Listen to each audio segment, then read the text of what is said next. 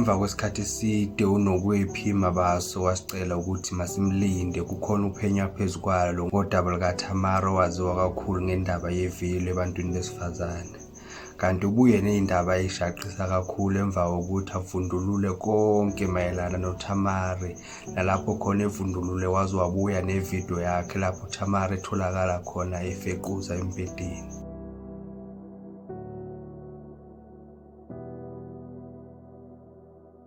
Akagcinanga lapho, uphinde futhi wabuya nenye futhi wavundulula okunye futhi lapho ethola ukuthi uThamara wakhuleliswa uMy Friend. And uMy Friend lona wamshiya. Lokho kwabanga ienge enkulu, ingakho ikhuluma ngendaba yevile ebantwini besifazane. Uthi uMy Friend wabuyela kwela kubo, wabuyela kunkosikazi wakhe.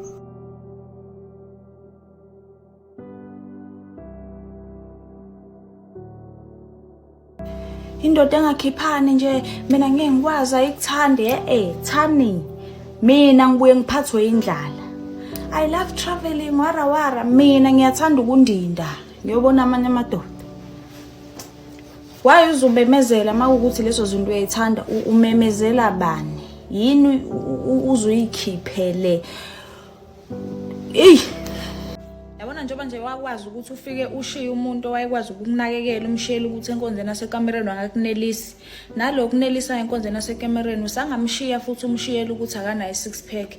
Ufike nakulono 6 pack umshiyela ukuthi akanayo intshebe. Soze wakuthola konke endaweni eyodwa. Uyococa uyoze uguge. Omunye lokho waqala ukujola ubiza abafana ngezinja. Kodwa namanje lezo zinja isamluma, ziyamdephuza, saba nabadlwane yonke into. Uyanda umndeni.